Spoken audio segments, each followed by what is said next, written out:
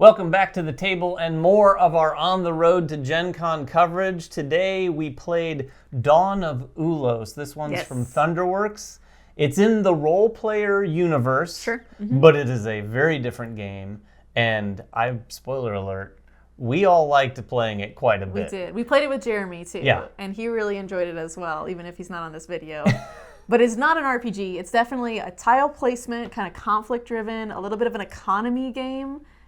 Yeah, conflict-driven for sure. But we should say, we're playing as gods, not these factions that are out here. And that's one of the other things I want to make sure and point out is there are a variety of factions in this game, so the variability is incredibly high. Those factions are effectively creating regions out here, or you're creating regions that will be populated or inhabited by these different factions. And then some of those territories can butt up against one another, and then conflicts happen. And then before you know it, one of those factions has a lot of territory, and the other one doesn't. And it's all going up and down this track. You can track the faction's sort of strength on here and the size of their territory. And these cards over here, which you can get into your hand, because at the end of the game, this is kind of like a stock game. It is kind of like so it's economy in that way, right? Yeah. So where each of these factions have a card, and when you take it, you're essentially taking stock in that faction. But they also have an ability on them. So one of the things you can do on your turn is you're going to place out a territory and see what happens to resolve that. You're also going to be able to either buy some of these faction cards or play one. When you play one, you're going to do its ability, and you're also going to get the spoils, so however much favor from that card based on where it's at right now. Yeah, and those spoils, the favor, are victory points, but it's also, like Emily said, the currency that you're going to be using to spend to buy some of those cards as well.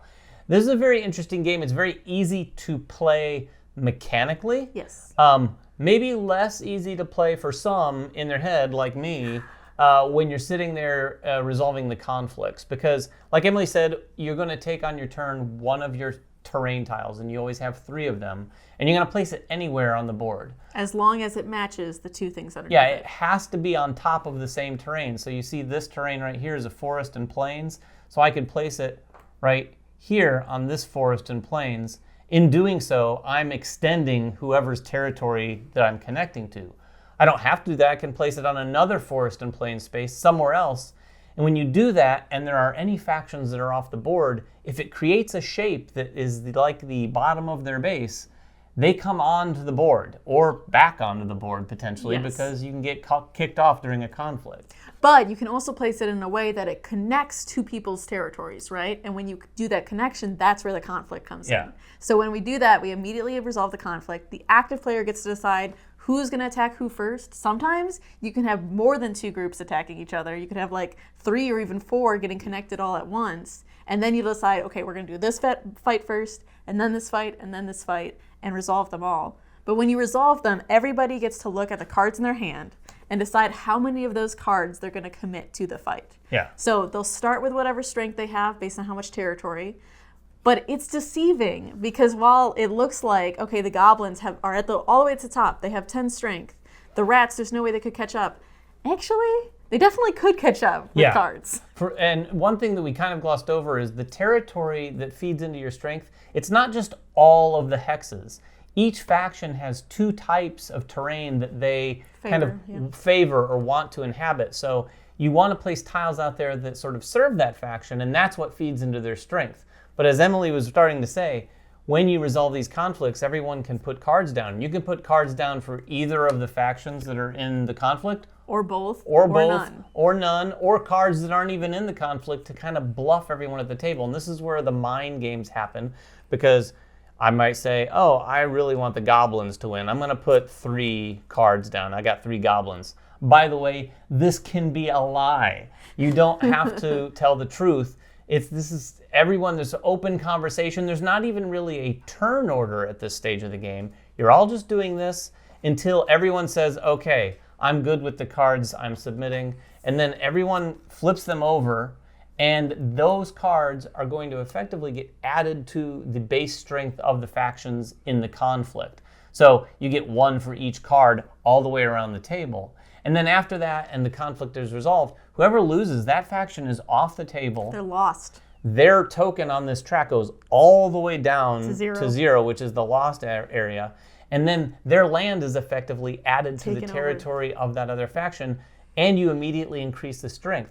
The strength on this track will always reflect however many of the correct terrain you have for that faction. So it's a really interesting thing, and ultimately you want to try potentially to get a faction up to the top to become legendary if you have a lot of those cards in your hand. It's such an interesting dynamic because what you're putting down too is going to help the strength in that fight, but you're going to lose half of those cards rounded up, and potentially you could lose all of them if you choose to. The reason you'd want to lose all of them is because when you lose them, you'll also get the spoils of where they are right now. So if I put in a bunch of goblins and goblins are about to lose, I may as well get rid of all of them because I'll get some money back and then they're not going to be worth anything anyway.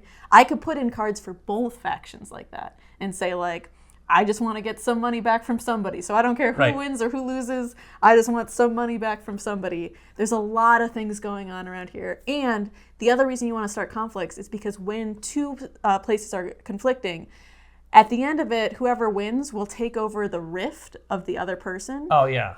So these rift tiles that you can cover, when you get one of them through a conflict, they have some special powers on them that you can use at any point in your turn, once per turn. And they are juicy, some juicy things. Yeah, they do some wild things. And we haven't even gotten to the other part of your turn. This all happens when you've placed a tile and potentially caused a conflict. At the end of your turn, you're able to do one of two things. You can either buy some cards, and you can buy up to 3 cards, and you just spend the same favor that you're getting to hopefully try to win the game to do so. Or you can play 1 card out of your hand for its effect. So this is another way to use these cards, not just in the conflict. And this is where all the crazy powers of these factions come into play, because you've got, depending on where they are on this track, they'll basically do more or less fuel some sort of action. The satyr here says for every 2 satyr strength, you may gain 1 card from the lost faction. So if there's a lost faction that you're planning to get back out on the board and maybe boost up, this is a very cheap way to get some of those while they are inexpensive. Yes. You also have things like the Sheki, which allows you to take one of the tiles already in a region and put it anywhere else, and it doesn't care which things it's covering up. So it can go on water, which you can usually never go on, or it could say like, I'm pushing this to be right there, and I'm going to cause another conflict even in the second half of my turn. Yeah, there are some pretty nasty powers. We played with the basic factions, which all had action powers that you take during your turn. There are other cards that are conflict actions that would happen when you're playing your cards into the conflict. And these are things where you can reveal it and say, oh yeah, all these orcs I played, they're actually goblins. Yes. And so they will contribute to the goblins instead, which really makes the conflicts a little more chaotic and crazy. The game ends when you either run out of those development tiles, you'll take a new one at the end of each turn, or 2 of the people get legendary. In our game, we got 2 of them to legendary. Yeah. What I loved about this is it's very swingy in the way that like we had the big guy, the goblins were winning by a lot, and the Sheki came up, and just by 1 card extra, they won it, and in a swing went from like middle of the pack to all the way overtaking them. The goblins were worth nothing. It's huge. You can have these really big moments in between. It really is, and it's a lot to consider when you're doing it. I will admit, this took me, this first game that we played, to kind of wrap my brain around some of the decision making there, because when those conflicts resolve and you're like, oh, I didn't play any of my goblins because I wanted them to be high value, but they lost. And now they aren't worth anything, practically. Yes, exactly. You find yourself in those situations where you could have contributed some of them, maybe even lost some of them in the way conflict works, but got a couple back. So you maintained their position on that track. It's a really interesting game. And not to mention, as you're drawing cards, everyone at the table is going to go, okay, he has a lot of goblins. Yes. Hey, everybody else, let's take down the goblins so David doesn't win a lot of points with his goblin Or cards. I could start making sure, like, if you have a lot of goblins, I'm going to make you fight goblins over and over and over again in hopes that you're getting rid of some of those cards. Well, and you then it won't keep be worth yours. much. Yes, and I'll keep mine. But that's where the bluffing comes in too, right? Where I'm going to say, I'm saying I'm putting in 3 goblins. Am I putting in 3 goblins? What's happening? I love all the variability and the different options you can make on each turn. So each turn you have all these different things you can do in just the first half of where you're putting it, in the second half of what you're buying and what you're playing. And it feels like you have a lot of opportunities to really change the game state dramatically at any point. For sure. And I think if she hadn't mentioned it already, one of Emily's favorite things, and I have to underscore this track is a little deceiving. Because when you look at your one faction down here at level 3 versus someone way up here, the strength difference is not as much as you would might think. The distance here, you're like, oh, well, that person's going to win every conflict. Not necessarily. That's where just a few cards played out of your hand can really tilt things. And especially if you're colluding with others, like it's only a 5-card difference. If I put in 2, David puts in 3, that doesn't actually cost us that much. And now they're worth way more than they were before. Yeah, and add to that the fact that we could be lying to each other that whole time about like, you had 3, right? Okay, then we're fine. Yeah, it's a really interesting game. We had a lot of fun with it. I definitely want to try this, and I don't usually say this, at a higher player count. We played it at 3, and it was perfectly fine. 3 was great. 3 was great. I don't know that 2... I don't know about 2. It does have a solo mode, though, as well. It does have a solo mode. So That would be interesting to see how that plays. But yeah, this is a game for Gen Con release. I think it delivered to backers, but this is the first time, I think, that you're going to be able to pick it up. So definitely go to the Thunderworks booth or wherever they're selling games there to check it out. If you have any questions at all about the game, please make them in the comments below. We'll get down there and answer what we can. And as always, until next time, make sure everyone has fun at the table, and we'll see you then.